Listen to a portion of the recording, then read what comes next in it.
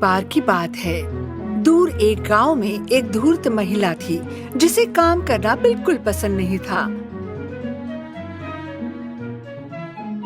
इस महिला की एमिली और एम्मा नाम की 2 बेटियां थीं। एम्मा एक आलसी और प्रतिभाहीन लड़की थी। दूसरी ओर एमिली एक बहुत ही मेहनती और प्रतिभाशाली थी। लेकिन उनकी माँ एम्मा को अधिक प्यार करती थी क्योंकि वो छोटी थी और वो अभी भी उसे एक बच्चे की तरह मानती थी। इसलिए वो सारा काम एमिली से करवाती थी। एमिली, चलो सफाई खत्म करो और एक क्रॉस सिलाई करो और इसे बेचने ले जाओ। अपनी माँ और बहन के आलस्य के कारण केवल एमिली ही दोपहर में बाजार जाती और अपने दस्तकारी क्रॉस सिलाई को बेचती। जब वो घर आती तो उसकी माँ केवल एम्मा के लिए खाना बनाती। दूसरी ओर एमिली उनके बचे हुए खाने से अपना पेट भरने की कोशिश करती। एक दिन एमिली एक क्रॉस सिलाई करने के लिए बाहर कुएं के किनारे पर गई। उसने अपने हाथ में क्रोशिये से हुक से अपनी क्रॉस सिलाई पर कढ़ाई करना शुरू किया। उसी क्षण अचानक एक मुर्गा उस पर चढ़ा और बांग देने लगा।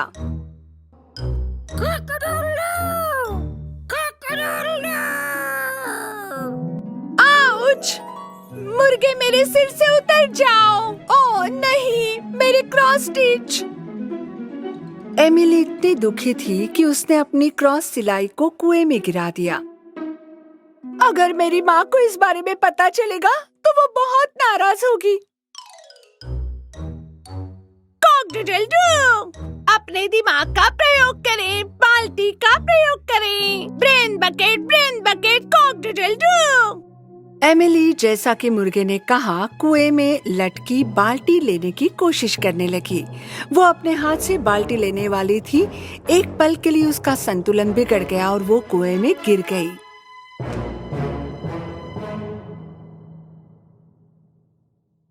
जब एमिली ने अपनी आंखें खोली तो उसने खुद को रंग बिरंगी फूलों से ढके एक बगीचे में पाया। कितनी खूबसूरत जगह है ये, मैं यहाँ कैसे पहुँच गई? जब वो कुछ देर के लिए चली तो उसके सामने एक खरगोश दिखाई दिया। कृपया मेरी मदद करें, मैं गाजर को बाहर नहीं निकाल पा रहा। एमिली तुरंत उसकी मदद करने के लिए गई और उसने गाजर को एक ही झटके में जमीन से खींच लिया जिसे खरगोश चाहता था। आपका बहुत बहुत धन्यवाद। जैसे ही खरगोश खुशी से चला गया, एमिली अपने रास्ते चली गई। हो, कृपया बस मुझे थोड़ा पानी दे दो या मैं मुरझाकर सड़ जाऊंगा। आगे उसे एक गुलाब का फूल दिखाई दिया जो अब सूखने ही वाला था। एमिली तुरंत गुलाब की इच्छा को पूरा करने के लिए फव्वारे के पास आई। उसने अपनी हथेली में थोड़ा पानी लिया और गुलाब की जड़ों में डाल दिया। गुलाब फिर से जीवित हो गया और सुगंधित सुगंध देने लगा। आपका बहुत बहुत धन्यवाद। मेरा जीवन लंबा होगा और समृद्ध भी। एमिली अपने रास्ते पर चलती रही। थोड़ी देर बाद उसे एक घर मिला। घर के सामने एक दुष्ट चुड़ैल जैसी दिखने वाली एक अनजान महिला उसे देख रही थी। इस महिला से एमिली इतनी डरती थी, वो तुरंत वहां से भाग जाना चाहती थी। तुम्हें मुझसे डरने की जरूरत नहीं है मेरे बच्चे। आओ, मुझे तुमसे कुछ कहना है। एमिली उत्सुकता से महिला के पास गई। मेरा नाम होली है। सब मुझे बहुत प्यार करते हैं। यदि तुम मेरे छोटे से घर की अच्छी देखभाल करोगी तो जब तक चाहे यहाँ रह सकती हो। तुम्हें बस इतना करना है, हर सुबह मेरे बिस्तर को पंखों से ढक दो। मुझे वैसे भी घर कैसे जाना है पता नहीं। मैं तुम्हारे साथ रह सकती हूँ। एमिली घर की बहुत अच्छी देखभाल करती थी, जैसे कि माँ होली चाहती थी। हर सुबह बिना बोर हुए उसने माँ होली के बिस्तर को पंखों से ढकने के काम को नहीं टाला। मदर होली एमिली को बहुत प्यार करती थी, इसलिए वो शाम को उसके लिए बहुत अच्छा खाना बनाती थी। इस तरह दिन बीतते गए। हालांकि एमिली यहाँ बहुत खुश थी, लेकिन उसे अपने असली घर की याद आने लगी। मदर होली, तुम्हें पता है मैं तुमसे बहुत प्यार करती हूँ, लेकिन अब मैं घर जाना चाहती हूँ। ओह एमिली, मुझे खुशी है कि तुम मेरे साथ इतने दिन रही। बेशक तुम अपने घर जा सकती हो, मैं रास्ते में तुम्हारा साथ दूंगी। ओह धन्यवाद माँ होली। मदर होली एमिली को एक बड़े सुनहरे दरवाजे पर ले गई। जिस क्षण एमिली इस दरवाजे से गुजर रही थी, वो बिल्कुल नए कपड़े और सोने से ढकी हुई थी। मेरे साथ प्यार से काम करने के लिए तुम्हें एक छोटा सा तोहफा, ये क्रोशिया हुक और क्रॉस स्टिच है जिसे तुमने कुएं में गिराया था। Oh thank you so much mother Holi, आप एक बहुत अच्छे इंसान हैं। बाद में माँ होली ने अपने हाथ से एमिली की आंखों को ढक दिया और उसे 3 तक गिनने के लिए कहा। 1, 2, 3। जब एमिली ने अपनी आंखें खोली तो उसने खुद को अपने घर के सामने पाया। एमिली वापस आ गई है, अब वो एक सुनहरी लड़की है। Doodle do. एमिली को देखकर उसकी माँ और बहन एम्मा आश्चर्य को छिपा नहीं सकी। लेकिन ये कैसे, इतनी सुंदर पोशाक कहाँ से मिली? एम्मा चुप रहो। मेरी प्यारी बेटी, मैं तुम्हारे लिए बहुत चिंतित थी। तुम्हें ये सारे सोने के गहने कहाँ से मिले? एमिली ने एक एक करके सब कुछ समझाया। उस समय उसकी माँ ने सोचा कि एम्मा भी ऐसा कर सकती हैं। उसने लालच से एम्मा को कुएं के किनारे भेज दिया। एम्मा ने क्रॉस सिलाई और क्रोशिया हुक को कुएं में फेंक दिया। वो भी उनके पीछे कूद पड़ी। जब उसने अपनी आंखें खोली तो उसने खुद को उस रहस्यमय बगीचे में पाया जहाँ से एमिली आई थी। कुछ दूर चलने के बाद उसे एक खरगोश दिखाई दिया। खरगोश ने एम्मा से गाजर को जमीन से निकालने के लिए मदद मांगी। अरे मैं खरगोश के लिए अपने हाथ गंदे नहीं कर सकती। हाँ। एम्मा खरगोश की मदद किए बिना चली गई। उसने एक गुलाब देखा जो आगे सूखने वाला था। गुलाब ने उससे मदद मांगी। मैं तुम्हें पानी नहीं दे सकती क्योंकि तुम्हारे पास कांटे हैं और मेरे हाथ में चिपक सकते हैं। हाँ। एम्मा गुलाब की मदद किए बिना चली गई। अंत में वो माँ होली के घर में आई। मैंने सुना है आपको काम करने के लिए कोई चाहिए, आप मुझे नौकरी दे सकते हैं। माँ होली ने एम्मा को बताया कि उसे घर पर क्या करना है। याद रखना, हर सुबह तुम मेरे बिस्तर पर पंख बिछाओगी। एम्मा ने सब कुछ मान लिया। उसने पहले दिन अच्छी तरह से काम किया। बिस्तर पर बड़े करीने से पंख बिछाए। लेकिन अगले कुछ दिनों में वो काम से बचने लगी। घर दिन ब दिन गंदा होता जा रहा था और एम्मा को मदर होली के बिस्तर पर लगे पंखों की परवाह नहीं थी। मदर होली गुस्से में थी जब उसने देखा कि एम्मा वादे के अनुसार काम नहीं कर रही थी। मुझे लगता है कि ये तुम्हारे घर जाने का समय है। ये सुनकर एम्मा बहुत खुश हुई क्योंकि वो जल्द से जल्द सोने के गहने और खूबसूरत कपड़े पाना चाहती थी। हाँ, मुझे अपना पुरस्कार प्राप्त करना है और घर जाना है। मदर होली उसे गोल्डन गेट पर ले आई। जब एम्मा दरवाजे से चली तो उस पर सोने की जगह कीचड़ की बारिश होने लगी।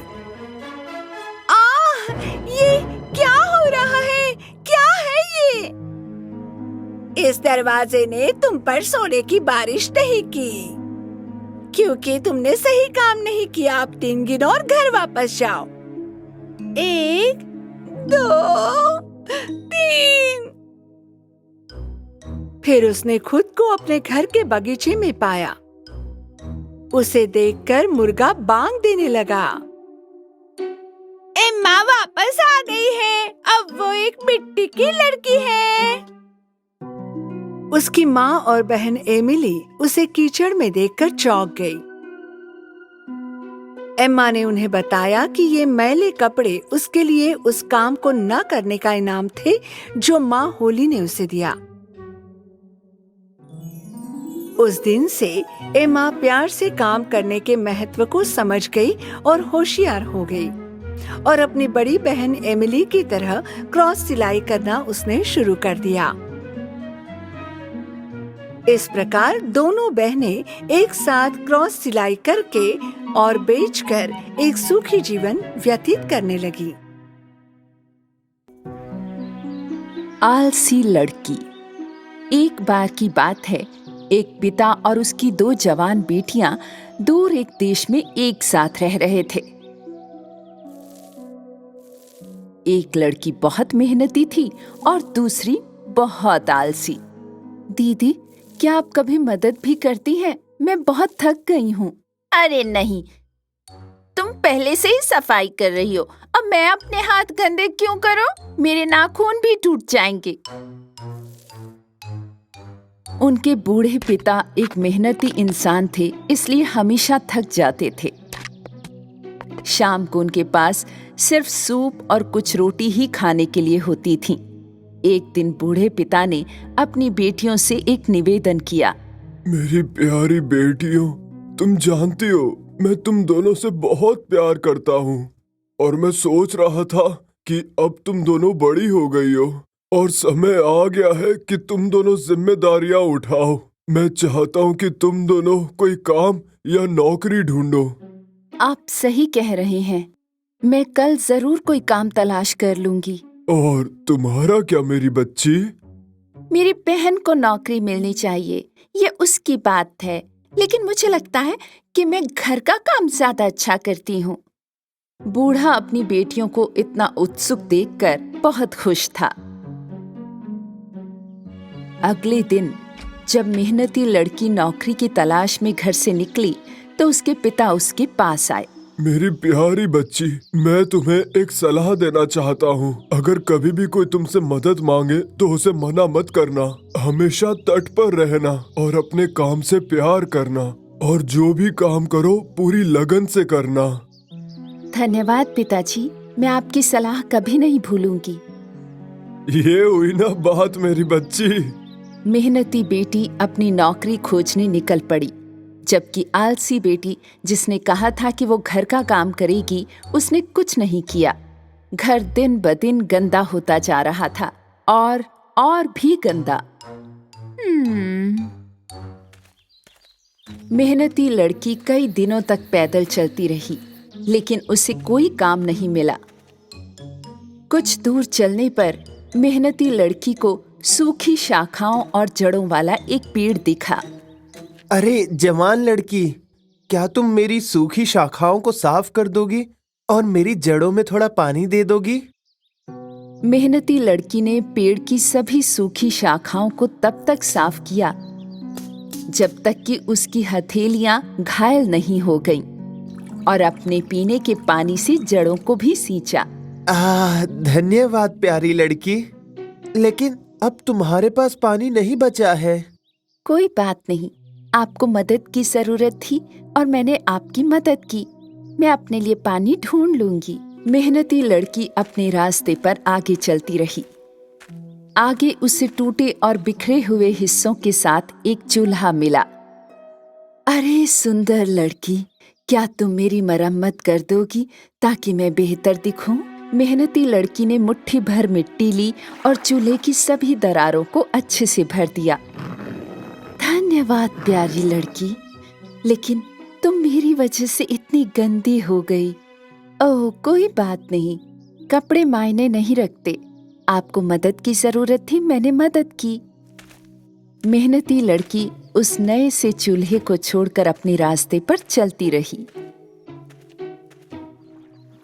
थोड़ी देर बाद एक प्यारा मेमना दिखाई दिया, लेकिन वो काला था, सिर से पांव तक कोयले की तरह।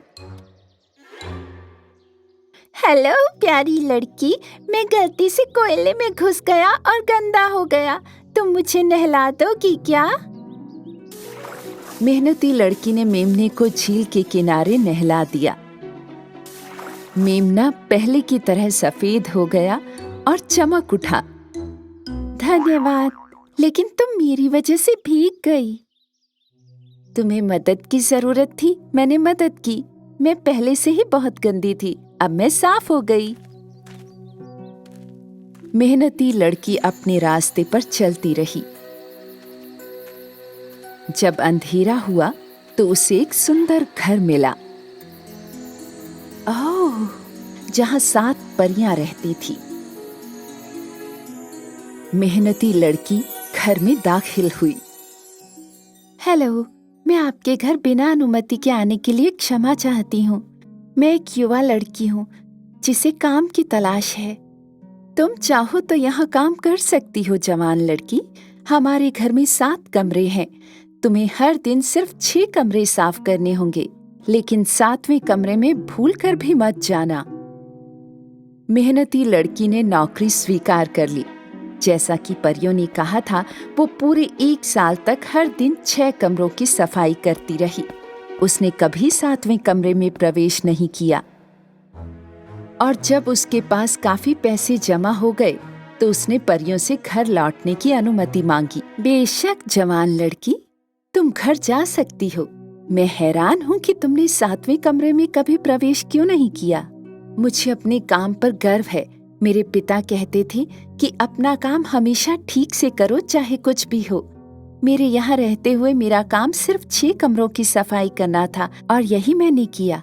हम तुम्हें तुम्हारी ईमानदारी और मेहनत के लिए इनाम देना चाहते हैं। चलो आओ हमारे साथ। परियों ने युवा लड़की को 7वें कमरे में प्रवेश करने के लिए कहा। जब लड़की अंदर गई तो उसने चांदी और सोने के ढेर सारे सिक्के देखे। अब तुम इन सिक्कों के बीच घूमो और जितने भी सिक्के तुमसे चिपक जाएंगे वो तुम्हारे होंगे। मेहनती लड़की सिक्कों में बाएं से दाएं घूम गई।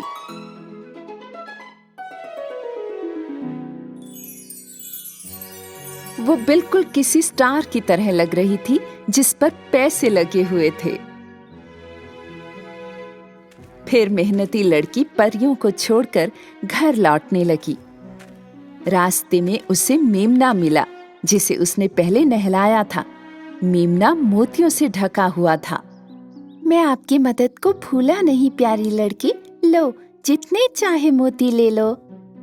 मेहनती लड़की ने मेमने को धन्यवाद दिया और अपनी बाहों और गर्दन को मोतियों से ढक लिया और अपने रास्ते पर चलती रही। चलते चलते अब वो चूल्हे के पास पहुंची, जिसकी उसने जाते वक्त मरम्मत की थी। आपने मेरी जो मदद की उसे मैं नहीं भूला प्यारी लड़की। लो, मेरी गर्मा गर्म रोटियां और केक तुम्हारे हैं। मेहनती लड़की ने चूल्हे द्वारा दी गई रोटियों में से कुछ खा ली और उसमें से कुछ घर के लिए रख ली और अपने रास्ते पर चलती रही। थोड़ा आगे चलने पर उसे पेड़ दिखाई दिया, जिसकी डालियां फलों से ढकी हुई थी। इधर आओ प्यारी लड़की, तुमने जो मदद की उसके लिए मैं आभारी हूँ। ले लो, मेरे सारे अंगूर तुम्हारे हुए। मेहनती लड़की ने धन्यवाद दिया और पेड़ से विदा लेकर चलने लगी। बहुत बहुत धन्यवाद, कितना फलदायी अनुभव है। उसके पिता और आलसी बहन ने दरवाजे पर उसका अभिवादन किया। लड़की की गठरी सोने और मोतियों से भरी हुई थी। आलसी बहन को बहुत जलन हुई जब उसने देखा कि उसकी बहन इतनी अमीर हो गई है। उन सिक्कों को देखो, मुझे नौकरी पाने के लिए एक अमीर परिवार की तलाश करनी होगी। अगर मेरी बहन के पास मोती है तो मुझे पन्ने मिलेंगे। आलसी लड़की ने अपने पिता से कहा कि वो नौकरी की तलाश में घर से जा रही है। ठीक है मेरी बच्ची, पर तुम तो घर पे भी काम नहीं कर पाती, तो फिर तुम्हें बाहर कैसे काम मिलेगा? आलसी लड़की अपने पिता की बात को पूरा सुने बिना ही चली गई। वो दिन रात चलती थी। थोड़ा और चलने पर वो सूखी शाखाओं वाले पेड़ के पास आई। पेड़ ने लड़की से मदद मांगी। कैसी हो जवान लड़की? क्या तुम मेरी मदद करोगी? मैं इस धूप में तुम्हारी मदद नहीं कर सकती। मेरे बाल खराब हो जाएंगे। बाय। आलसी लड़की आगे बढ़ गई। थोड़ा और चलने पर उसे आगे एक टूटा और बिखरा हुआ चूल्हा दिखाई दिया। चूल्हे ने उससे मदद मांगी। मैं अपने कोमल और नाजुक हाथों को तुम्हारे लिए गंदा नहीं कर सकती। मेरी नेल पॉलिश खराब हो जाएगी। बाय। आलसी लड़की ने चूल्हे की भी मदद नहीं की। तब उसे एक मेमना मिला जो काले कोयले की तरह गंदा था, और मेमने ने उसे स्नान कराने के लिए कहा। छी छी छी, मेरे रास्ते से हट जाओ कल्लूटे। आलसी लड़की भाग गई। क्या आलसी भेड़ का बच्चा है, खुद को धो भी नहीं सकता। और आलसी लड़की जल्द ही एक बड़े घर में आ गई। आलसी लड़की ने इसका फायदा उठाया और घर की मालकिन 7 परियों से काम मांगा। मुख्य परी ने उसे 1 साल रहने और सिर्फ 6 कमरे साफ करने के लिए ही कहा। भूलो मत जवान लड़की, तुम कभी भी 7वें कमरे में दाखिल नहीं होगी। आलसी लड़की ने महीनों तक अनमने मन से 6 कमरों की सफाई की। हालांकि एक दिन उसने अपनी जिज्ञासा के चलते 7वें कमरे में प्रवेश किया। सोने और चांदी के सिक्कों की बजाय अंदर मधुमक्खियां और चमगादड़ थे। मधुमक्खियों ने आलसी लड़की को इस तरह से काटा कि वो चारों ओर से जख्मी हो गई। वो बहुत दुखी थी। लड़की तुरंत वहां से चली गई और घर की ओर भागने लगी। जैसे ही वो दौड़ी, उसने मेमने को देखा, जिसके मदद के अनुरोध को उसने ठुकरा दिया था। मेमना मोतियों से ढका हुआ था। लड़की कुछ मोती पाने के लिए मेमने को पकड़ना चाहती थी, लेकिन मेमना उससे दूर भाग गया। लड़की चलती रही। वो बहुत थक गई थी। उसी पल उसे चूल्हा मिला, जिसकी मदद के अनुरोध को उसने ठुकरा दिया था। चूल्हे पर ताजी गरम रोटियां और ब्रेड थे। जब लड़की ने रोटी का एक टुकड़ा लेना चाहा, तो चूल्हा गर्म हो गया और आलसी लड़की के हाथ जल गए।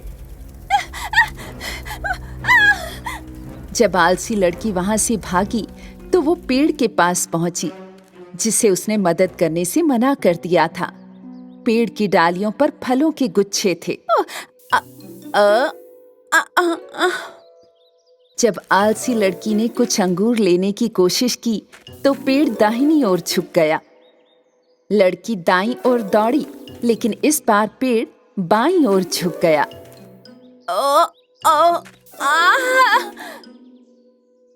इधर उधर भागते भागते वो थक गई। आलसी लड़की ने आखिरकार फल खाने का इरादा ही छोड़ दिया। वो पूरे 2 दिन तक बिना रुके चलती रही और आखिरकार घर पहुंच गई। उसके पिता और बहन ने आलसी लड़की को गंदे कपड़ों में घर लौटते और घायल हालत में देखा, और वे बहुत हैरान हुए। आलसी लड़की ने बड़े पछतावे के साथ जो कुछ हुआ था उन्हें बताया।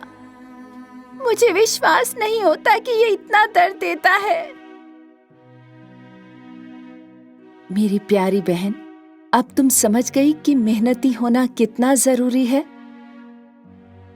याद रखो बेटी, अगर जीवन में ईमानदार और मेहनती बनोगी तो तुम्हें इनाम जरूर मिलेगा।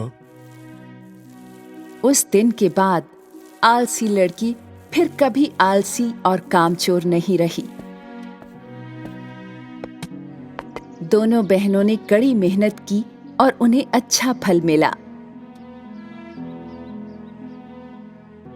और इस छोटे से परिवार का जीवन सुख, शांति और खुशियों से भर गया। नन्ही जलपरी का रहस्य।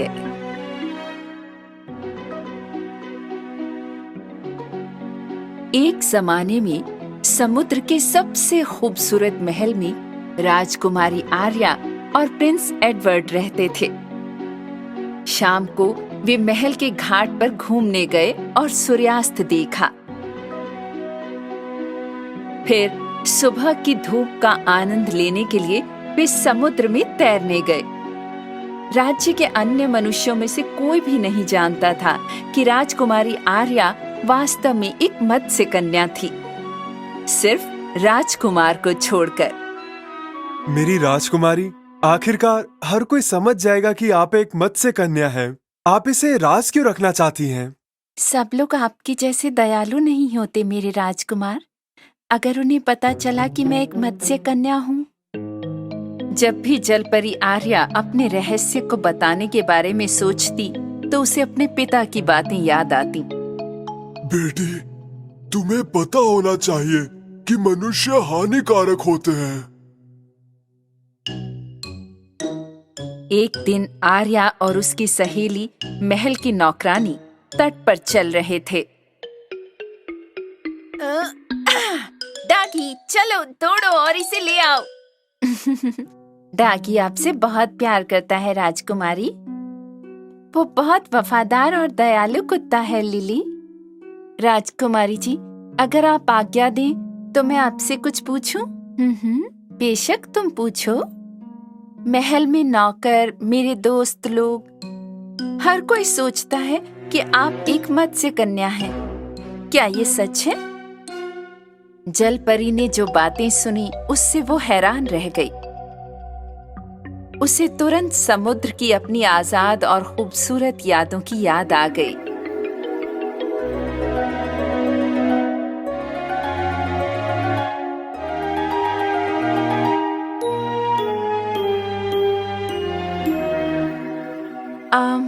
नहीं, ये सच नहीं है। मैं भी तुम्हारी तरह एक इंसान हूँ। मुझे सिर्फ तैरना और समुद्री जीवों को देखना पसंद है। माफ करना मेरी राजकुमारी, सब पूछ रहे थे तो मैंने भी सोचा। कोई बात नहीं लिली, यदि आप मुझे माफ कर देंगी तभी मैं महल जाकर काम कर सकती हूँ। आओ चलो हम चलें। लिली के जाने के बाद आर्या अपने कुत्ते डागी के साथ घाट पर गई। मुझे बहुत बुरा लगता है क्योंकि मैं अपने दोस्त डागी को भी सच नहीं बता सकती। सागर की ओर इशारा करते हुए डागी कई बार भौंकने लगा। डागी, तुम ये तो नहीं कह रहे कि मैं अपने पानी के दोस्तों के पास जाऊं, है ना? जब लिली महल के हॉल में काम कर रही थी, वो ताजी हवा खाने के लिए महल की बालकनी में बाहर आई और उसने आर्या को घाट पर नीचे देखा, जैसे आर्या बस समुद्र में कूदने के लिए खड़ी हो। लिली ने आर्या के मानव पैरों को मछली की पूंछ में बदलते देखा। वो हैरान रह गई। वो भागी और महल से निकल गई। उसने जो देखा उसे उस पर विश्वास नहीं हो रहा था। उसने अपने सबसे करीबी दोस्तों को बताना शुरू किया कि उसने क्या देखा। इस बीच जलपरी आर्या गहरे समुद्री राज्य में गई और अपने पिता पोसाइडन, अपनी बहनों और अपने सबसे अच्छे दोस्त नन्ही डॉल्फिन से मिली, जो हमेशा आर्या के सवालों को सुनते थे। डॉल्फी, मुझे लोगों को बताने में डर लगता है कि मैं एक मत्स्य कन्या हूँ। तुम क्यों डरती हो आर्या? क्योंकि सब इंसान मेरे एडवर्ड की तरह समझदार और दयालु नहीं हो सकते हैं। हाँ, लेकिन तुमने हमेशा लोगों का भला किया है आर्या, इसलिए वे आपको चोट नहीं पहुंचाएंगे। आप एक मत्स्य कन्या हैं और बहुत भाग्यशाली भी। क्या आपको नहीं लगता वे समझेंगे? तुम सही कह रही हो डॉल्फी, बेशक वे समझेंगे। जब आर्या अपनी नन्ही दोस्त डॉल्फी से बात कर रही थी तो धरती पर लिली के दोस्तों ने लिली पर विश्वास नहीं किया और सोचा कि वो झूठ बोल रही है। मैं झूठ नहीं बोल रही हूँ। मैं साबित कर दूंगी कि राजकुमारी आर्या एक मत्स्य कन्या है।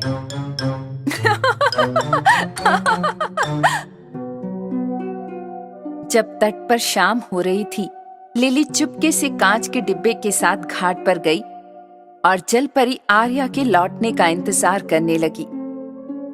लिली इस बात से दुखी थी कि उसके दोस्त उस पर हंसे और राजकुमारी आर्या ने मत्स्य कन्या होने से इनकार किया था।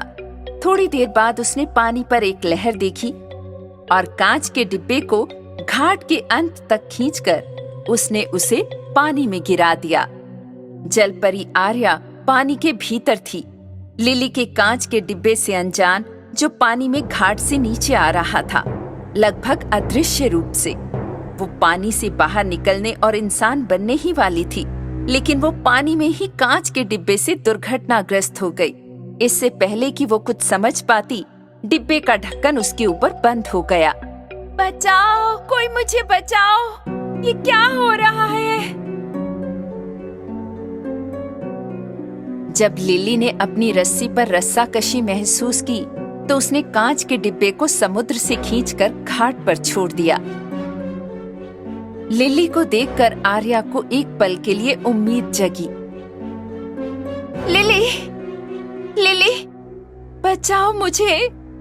माफ करना आर्या, तुम एक मत्स्य कन्या हो और तुमने मुझसे झूठ बोला। अब मुझे अपने दोस्तों को साबित करना है कि मैं झूठी नहीं।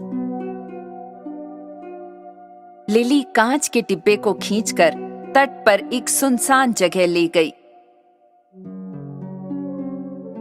आर्या ने बॉक्स से बाहर निकलने की कोशिश की, लेकिन वो कसकर बंद था और वो बच नहीं सकी। वो न तो अपने जमीन के दोस्तों को बुला सकती थी, न ही समुद्र के। आखिरकार सुबह हुई और लिली अपने दोस्तों के आने का इंतजार करने के लिए जल्दी उठ गई। उसने कांच के डिब्बे को कपड़े से ढक दिया। नन्ही जलपरी आर्या कुछ नहीं कर पा रही थी। वो टार्प के बाहर नहीं देख सकती थी और वो अभी भी बहुत डरी हुई थी। लिली के दोस्त आखिरकार समुद्र तट पर आ गए। ये रहा सबूत कि मैं झूठी नहीं हूँ। हमारी राजकुमारी आर्या को देखो, इस बार उसने हमसे छुपाया कि वो एक मत्स्य कन्या है। लिली के दोस्तों की आंखें फटी रह गईं और वे इतने हैरान थे कि पलक भी नहीं झपका सके। उन्होंने आर्या को बहुत बारीकी से देखा, ये देखने के लिए कि क्या ये राजकुमारी ही है। वे हैरान थे, लेकिन जब ये सब हो रहा था, उधर दुष्ट समुद्री चुड़ैल वेगा समुद्र से देख रही थी। उसने इस स्थिति का फायदा उठाने की सोची। ऐसा लगता है आर्या को मदद की जरूरत है। मेरे लिए ये एक सुनहरी मौका है। वेगा ने अपनी ऑक्टोपस भुजाओं को पानी से बाहर निकाला और समुद्र तट की तरफ बढ़ा दिया। उसने कांच के उस डिब्बे को पकड़ लिया जिसमें आर्या थी। लिली और उसके दोस्तों को विश्वास नहीं हुआ कि उन्होंने क्या देखा। वे बहुत डर गए। आर्या ने कांच को पीटा, लेकिन बच नहीं सकी। वेगा ने आर्या को समुद्र में खींच लिया और नौकरानियां सिर्फ खड़े रहकर तमाशा देखती रह गईं। नहीं, ओ नहीं, एक ऑक्टोपस महिला ने हमारे देश की राजकुमारी का अपहरण कर लिया। वेगा ने उस कांच के डिब्बे का ढक्कन खोला जिसे उसने अगवा किया था और जलपरी आर्या को आजाद करवा दिया। वेगा, तुमने मुझे बचा लिया। इस दयालुता के लिए बहुत बहुत धन्यवाद।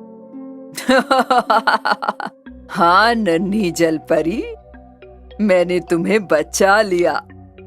अब तुम मुझे गहरे समुद्री राज्य के खजाने की चाबी दोगी। क्या? नहीं, मैं आभारी हूँ कि तुमने मुझे बचाया, लेकिन मैं गहरे समुद्री राज्य के खजाने की चाबी तुम्हें नहीं दे सकती। दोस्तों को इनाम के लालच के बिना दयालु होना चाहिए। उसके इन शब्दों से क्रोधित होकर वेगा मत्स्य कन्या को फिर से कांच के डिब्बे में कैद करना चाहती थी। इसलिए उसने अपनी ऑक्टोपस बाहों से स्याही के गोले फेंकना शुरू कर दिया। हालांकि आर्या ने स्याही गेंदों को रोकने के लिए अपनी जादुई समुद्री शक्तियों का इस्तेमाल किया और वेगा की खतरनाक बाहों को पानी के नीचे रेत में चिपका दिया। मैं तुम्हें ढूंढ लूंगी आर्या, तुम्हें मेरा एहसान चुकाना होगा। एहसान बिना किसी वापसी की उम्मीद के किए जाते हैं वेगा। अगर आप एक अच्छा इंसान बनना चाहती हैं तो पहले दयालु दोस्त बनना सीखिए। जब आर्या धरती पर लौटी तो उसे याद आया कि लिली ने उसके साथ कितना भयानक व्यवहार किया था। वो बहुत दुखी थी।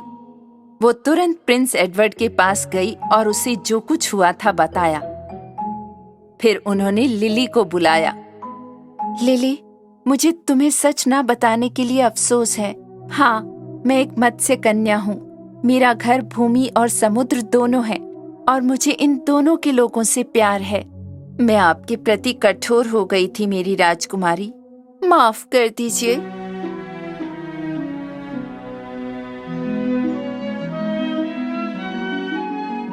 अगले दिन आखिरकार आर्या ने सबके सामने खुलासा किया कि वो एक मत्स्य कन्या है।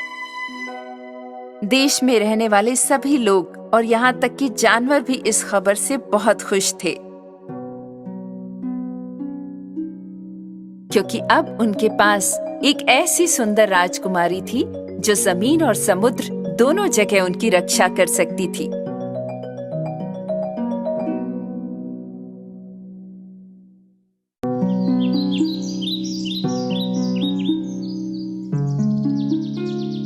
कई साल पहले दूर एक भूमि पर एक राजकुमार रहता था। अब राजकुमार शादी के लायक हो चुका था, पर दुर्भाग्यवश उसके लिए कहीं राजकुमारी नहीं मिल रही थी। अपनी राजकुमारी को खोजने के लिए उसने पूरी दुनिया की यात्रा की। पड़ोसी साम्राज्यों की भी सभी राजकुमारियों ने राजकुमार से मिलने के लिए राजमहल का दौरा किया, लेकिन राजकुमार को सही राजकुमारी चुनने का प्रयास करने में मुश्किल हो रही थी।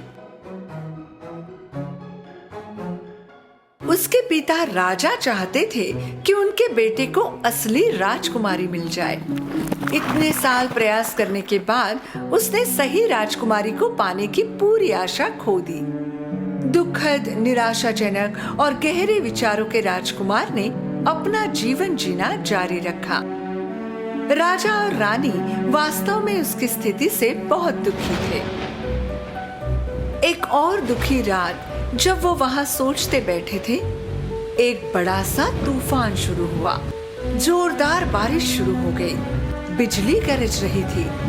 गड़गड़ाहट की आवाज महल में गूंजने लगी। राजकुमार सोने की कोशिश करने में कठिनाई महसूस कर रहा था, क्योंकि वो अपनी खिड़की से कड़कती बिजली देख रहा था और दूसरी ओर अपने भविष्य की राजकुमारी के बारे में सोच रहा था। महल में सभी आवाजों के शोर में एक नौकर ने महसूस किया कि कोई दरवाजा खटखटा रहा है। उसने दरवाजा खोला तो देखा बारिश में भीगी हुई एक लड़की कपकपाती हुई खड़ी थी।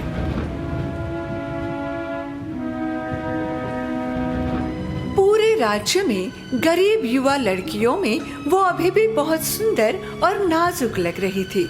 बड़ी कठिनाई के साथ उसने बात की। क्या आप मुझे कृपया अंदर आने देंगे? मैं अकेली हूँ और जंगल में खो गई हूँ। नौकर को उसकी दया आई और उसने तुरंत राजा रानी को खबर दी। हम इस समय किसी आगंतुक को अंदर आने से मना नहीं कर सकते। उसे अंदर ले आओ। राजा ने तुरंत गार्ड को इस बारे में सूचना दी और उसे आदेश दिए। गार्ड ने लड़की को अंदर बुलाया और दर्शनीय कमरे में चिमनी के सामने बिठा दिया। लड़की के भीगे कपड़े देखकर रानी ने नौकर को आदेश दिया कि वे लड़की के लिए उचित कपड़े ले आए। रानी ने लड़की से अकेले में पूछा, ऐसे मौसम में रात के समय क्या मैं पूछ सकती हूँ आप क्या तलाश कर रही थी? मैं एक दूर देश की राजकुमारी हूँ। मेरे महल पर दुश्मनों ने हमला किया। मुझे बचाने के लिए माता पिता ने मुझे 2 सैनिकों के साथ भेज दिया। मध्य रात्रि के बाद तूफान के कारण हम एक दूसरे से अलग हो गए और मैं यहाँ आ गई। आपका महल देखा। मुझे अंदर लेने के लिए बहुत बहुत धन्यवाद। रानी को विश्वास करना मुश्किल हो गया, पर उससे भी ज्यादा मुश्किल था उसे महल से बाहर भेजना।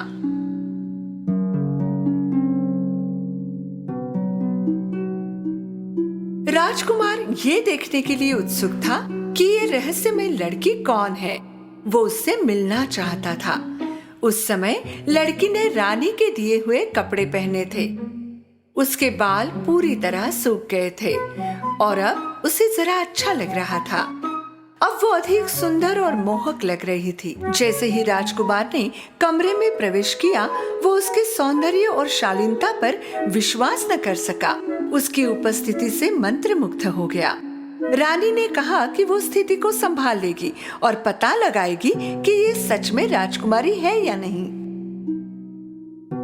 क्या वो असल में राजकुमारी है? हम आज रात पता लगाएंगे। राजकुमार और राजकुमारी ने देर रात तक बातें की। राजकुमार को उत्सुकता थी और वो उसे अधिक जानने की कोशिश कर रहा था। रानी ने मेहमानों का कमरा राजकुमारी के लिए तैयार किया और उसके बिस्तर के नीचे एक मटर रखा और उसे 7 गद्दों से ढक दिया। वो लड़की उस रात उस अजीब बिस्तर पर सोई जो उसके लिए तैयार किया था।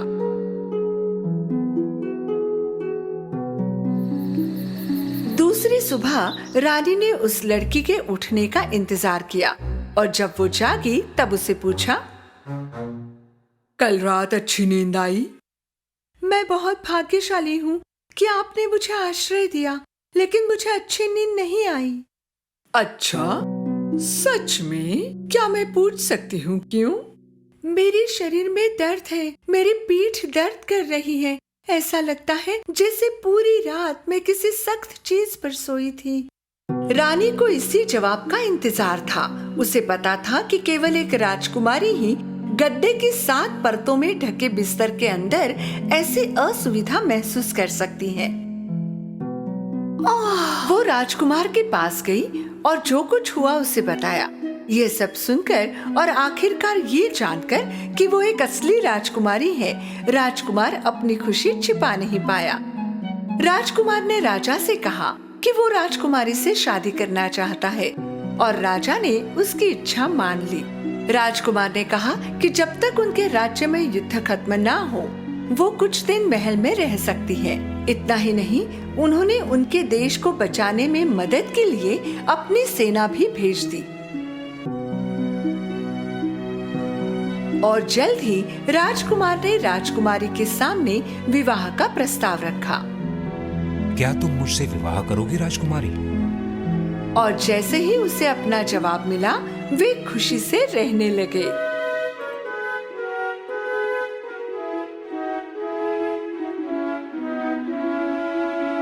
उस रात राजकुमार ने मटर को एक कांच की डिबिया में रखा और सुनिश्चित किया कि इसे महल के सबसे अच्छे कोने में रखा जाए।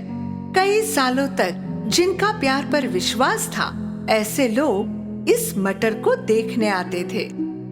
राजकुमार और राजकुमारी की ये कहानी कई सालों से बताई जा रही है।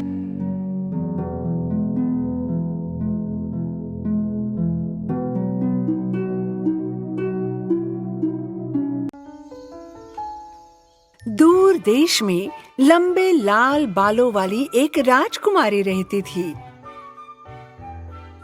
इस राजकुमारी के पास एक सुंदर फूलों का बगीचा था। खासकर लाल गुलाब राजकुमारी को बेहद खुशी दे रहे थे। शाम के समय जब देश में लोग सोने के लिए बिस्तर पर जाते, रोज राजकुमारी महल की बालकनी से बाहर जाती और 3 बार ताली बजाती। इस आवाज को सुनकर एक नन्ही सुनहरी चिड़िया गुलाब राजकुमारी के हाथ में उड़ जाती और उसी क्षण राजकुमारी के बाल चमकने लगते।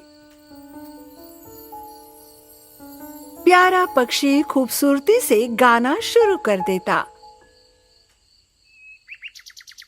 और राजकुमारी अपनी मखमली आवाज में एक लोरी गाती।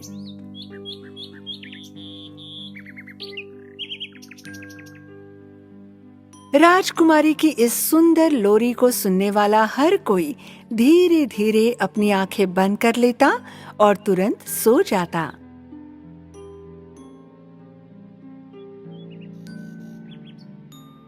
मीठे सपने और शुभ रात्रि मेरे देश के खूबसूरत लोगों। जबकि रातें शांति और आनंद में गुजर रही थी, रोज राजकुमारी के लिए धन्यवाद। एक दिन एक नुकीली टोपी वाली एक चुड़ैल उड़ती हुई झाड़ू के साथ गुलाब राजकुमारी के महल में आई। ला रा रा रा रा। मैं अब इस राजकुमारी का गाना नहीं सह सकती, मैं तंग आ गई हूँ। जादू करने वाली चुड़ैल ने राजकुमारी पर एक दुष्ट जादू डालने का फैसला किया। अलकाजम, पलकाजम, गुलाबों को मुरझाने दो, गुलाब राजकुमारी को चुप रहने दो। उस समय राजकुमारी के बाल कोयले की तरह काले हो गए। मेरे बालों के साथ क्या हो रहा है? वे सभी काले हैं और अभी सोने का समय है। राजकुमारी अपने काले बालों के साथ अपने लोगों के लिए एक लोरी गाने के लिए बालकनी से बाहर चली गई। उसने 3 बार ताली बजाई। सुनहरी चिड़िया फिर उड़ी और उसके हाथ पर आ गिरी। रोज प्रिंसेस के काले बाल फिर से चमक रहे थे। हालांकि राजकुमारी सोच रही थी कि उसके लाल बालों का क्या हुआ। वो चिड़ियों के साथ अपनी लोरी गाने लगी। देश में हर कोई गहरी नींद में सो गया, लेकिन अच्छे सपनों के बजाय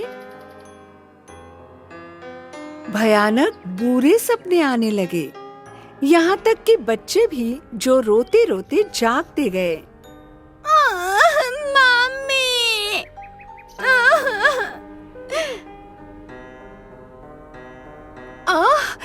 मैंने बहुत डरावना सपना देखा। मैं अब रात को सोना नहीं चाहता, मुझे बहुत डरावने सपने आते हैं। हाँ, मुझे भी। अगले दिन शाम को गुलाब राजकुमारी, जिसे पता चला कि उसके लोगों को बुरे सपने आ रहे थे, अपनी बालकनी में वापस गई और उसने सुनहरी छोटी चिड़िया से कहा, मेरी नन्ही चिड़िया, मेरे लोग दुस्वप्नों से थक चुके हैं। सुबह होने से पहले उनके सपनों को ठीक करने में मेरी मदद करो। गुलाबों को आपके बालों में मुस्कान लाने दे। Tweet tweet tweet. गुलाबों को आपके बालों में मुस्कान लाने दे। Tweet tweet tweet. गुलाब लाओ मेरे बालों में मुस्कान। पक्षी की सलाह से राजकुमारी ने एक बड़े टब में पानी भर दिया। उसने उसमें एक मुट्ठी लाल गुलाब की पंखुड़ियां डाल दी। पानी लाल हो गया। राजकुमारी ने इस जल में अपने बाल डुबो दिए।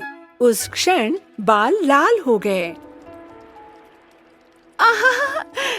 गुलाब ने मेरे बालों को मुस्कुरा दिया। छोटी चिड़िया सच कह रही थी। हुर्रे! उस रात जब राजकुमारी ने एक लोरी गाई तो देश में हर कोई शांति से सोया और सुंदर सपने भी देखे। जब चुड़ैल को पता चला कि गुलाब राजकुमारी पर जो उसने जादू किया वो टूट गया, उसने गुस्से में एक बार फिर श्राप दिया। अलकाज़म, पलकाज़म, गुलाब को मुरझाने दो, गुलाब राजकुमारी को चुप रहने दो। फिर उसने देश के सभी गुलाब की कलियों को सुखा दिया और भाग गई।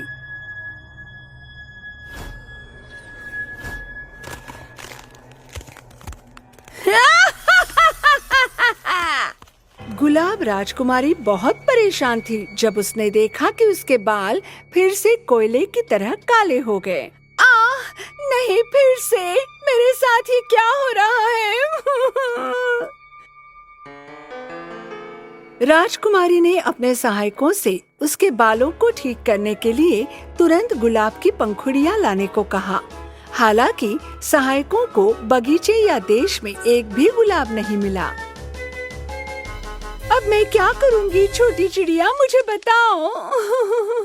गुलाब आपके बालों में मुस्कान लेकर आए। Tweet tweet tweet. लेकिन पूरे देश में एक भी गुलाब नहीं है। रुको, मत जाओ। गुलाब राजकुमारी इतनी परेशान थी कि वो जोर जोर से रोने लगी।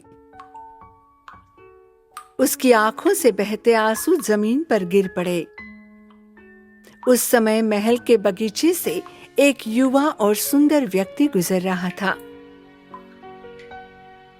जब इस युवक ने आंसुओं को जमीन पर गिरते देखा तो उसने अपनी जेब से एक बक्सा निकाला और उसमें बालों की एक पतली लाल लट थी।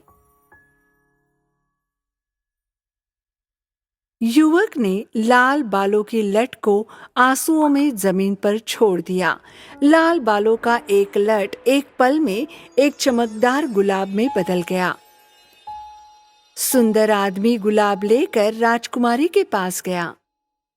राजकुमारी जो पानी से भरे बाथटब के पास उदास खड़ी थी, जब उसने सुंदर आदमी को प्रवेश करते देखा तो वो उत्साहित हुई। तुम मुझे याद हो? हाँ, मैं तुम्हारे बचपन का दोस्त हूँ। ये फूल तुम्हारे लिए है, कृपया इसे स्वीकार करो मेरी रोज राजकुमारी। राजकुमारी बहुत खुश थी जब उसने देखा कि उसका बचपन का दोस्त उसके लिए लाल गुलाब लाया था। इसके तुरंत बाद उसने गुलाब को टब में फेंक दिया। उसने फिर अपने बालों को पानी में डुबोया और आखिरकार चुड़ैल का श्राप टूट गया। वो कोयले से काले बाल फिर से लाल हो गए। अपनी पुत्री की प्रसन्नता देखकर राजा भी प्रसन्न हुआ। युवक, मुझे बताओ, जब पूरे देश में एक भी गुलाब नहीं बचा था तो तुम्हें ये गुलाब कैसे मिला? ये गुलाब हमारी राजकुमारी के दुख भरे आंसुओं और उसके लाल बालों की लट से बना था, जिसे मैंने बचपन से संभाल के रखा था मेरे राजकुमार। ये सच है डैडी। देखिए, मैं भी सालों से उनके बालों की लट को इस बॉक्स में रख रही हूँ। राजा, राजकुमारी और युवक दोनों की वफादारी से प्रभावित हुआ। इस प्रकार गुलाब राजकुमारी और उसके बचपन के दोस्त सुंदर आदमी ने अगले ही दिन शादी कर ली। ये महसूस करते हुए कि उसका अभिशाप प्रेम की शक्ति से टूट गया था, चुड़ैल को एहसास हुआ कि वो फिर कभी भी जीत नहीं सकती और बहुत दूर उड़ गई।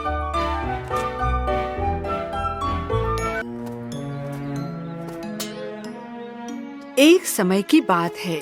जंगल के सबसे अंधेरे हिस्से में एक चालाक लकड़बग्गा था। नाम था हेक्टर। हेक्टर उससे छोटे जानवरों के लिए जाल बिछाता था और फिर उनका मजाक उड़ाता था। चालाक हाइना हेक्टर को जंगल में घूमते समय एक पत्र मिला। उसने उत्साह से वो पत्र खोला और देखा कि उसमें एक गोल्डन पेपर था। उस पर कुछ लिखा हुआ था। हेक्टर ने बहुत देर तक कागज देखा, लेकिन उसे कुछ समझ नहीं आया, क्योंकि हेक्टर एक अनपढ़ था, बुरा लकड़बग्गा। उस पल में पास से गुजर रहा एक बेबी हेजहोग रुक गया जब उसने लकड़बग्गे के हाथ में सुनहरा कागज देखा। हेलो सर, आपको वो पत्र कहाँ मिला? हाँ, पृथ्वी के तल में या पहाड़ की चोटी पर। इससे आपका कोई मतलब नहीं, ये मेरा है। ओह, ठीक है। तो आप शिक्षकों के हो रहे रिचर्ड डे के कैंप में जा रहे हैं? मैं नहीं जा सकता क्योंकि मेरे पास शिक्षक नहीं। उस पल में हाइना के दिमाग में एक दुष्ट ख्याल आया। वो हेजहॉग को बरगलाने वाला था कि उस शिविर में जाओ और हर छोटे जानवर का अपहरण कर उन्हें खा जाओ। दरअसल मैं एक शिक्षक हूँ, लेकिन मैं अपना चश्मा अपने साथ ले जाना भूल गया, इसीलिए मैं पता नहीं पढ़ सकता। क्या तुम मुझे शिविर में ले जाओगे बेटा? हेजहॉग ने उत्साहपूर्वक चालाक हाइना का अनुरोध स्वीकार किया और वे एक साथ निकल पड़े शिक्षक दिवस शिविर के लिए। हेक्टर के लिए कठिन समय था जब वे शिविर में पहुंचे, क्योंकि वो जिधर देखता उसने छोटे छोटे जानवर देखे जो वो खा सकता था। अब इस कैंप में आप मेरे शिक्षक हैं और मैं आपका छात्र हूँ श्रीमान। ठीक है छोटे छात्र, अब मैं तुम्हें समय के बारे में कुछ सिखाने जा रहा हूँ। मुझे आपको लंबे समय तक बिजी रखना है और बाद में अपना पेट भरना है। हा हा हा हा हा हा हा हा।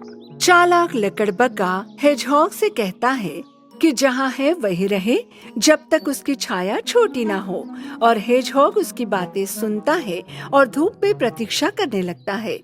इस मौके का फायदा उठाते हुए हेक्टर ने खरगोश को देखा कैंप फायर के लिए लकड़ी इकट्ठा करते हुए। उसे पकड़ने के लिए उसने एक गाजर को रस्सी से बांध दिया और खरगोश के सामने फेंक दिया। जब खरगोश ने गाजर देखा, वो नहीं रोक पाया और उसे चबाना शुरू किया। यहाँ तुम मेरे जाल में फंस गए खरगोश। जैसे लकड़बग्गे ने रस्सी को खुद की ओर खींचा, खरगोश उसके करीब आ रहा था, पर जैसे ही हेक्टर खरगोश की ओर कूदने ही वाला था, अध्यापक! बेबी हेजहॉग उसके सामने आ गया। मेरी छाया छोटी हो गई और लगभग गायब हो गई। इसका क्या मतलब है? इसका मतलब सूरज सीधा ऊपर है बेटा। ओह वाह, बहुत बढ़िया जानकारी है, आश्चर्यजनक। बेबी हेजहॉग के लिए धन्यवाद। खरगोश ने दोनों गाजर खा लिए और लकड़ी लेकर तंबू में लौट आया। भूखा लकड़बग्गा बहुत गुस्से में था। बेटा, मैं तुम्हें एक और बात सिखाऊंगा, मेरी बात ध्यान से सुनो। इस बार लकड़बग्गा हेजहॉग को एक गिरे हुए पेड़ के पास ले आया। उसने उससे लॉक पर रिंग्स गिनने को कहा। हाथी ने उत्साह से इसे स्वीकार किया और रिंग्स गिनने लगा।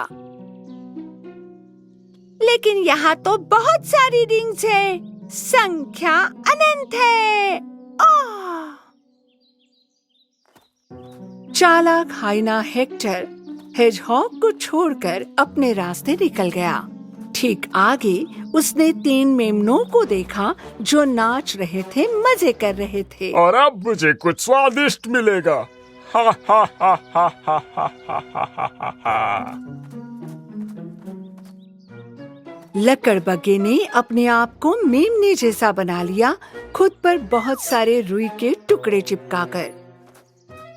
इस प्रकार वो भेड़ के बच्चों के साथ घुल मिल गया।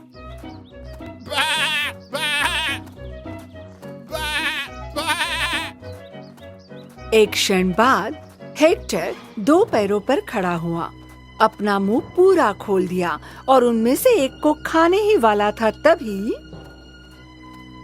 टीचर! बेबी हेजहॉग उसके सामने आ गया। क्या तुम आ गए फिर से? शिक्षक, मैंने लट्ठे पर रिंग्स को गिना, वे बिल्कुल 150 है। इसका अर्थ क्या है? हाँ ठीक है, इसका मतलब उस पेड़ की उम्र तुम जान जाओगे। ओह वाओ, ये बहुत अच्छी जानकारी है। इस बीच मेमने वापस उनके तंबू की तरफ लौट गए और लकड़बग्गे द्वारा खाए जाने से बच गए। बेबी हेजहॉग के लिए धन्यवाद। लकड़बग्गा जो फिर से भूखा था, इस बार और भी गुस्सा था। मैं तुम्हें कुछ और सिखाऊंगा। सूरज अस्त होने को है, मेरी बात ध्यान से सुनो। हाइना हेक्टर ने हेजहॉग को शिविर से जल्दी भागने के लिए कहा।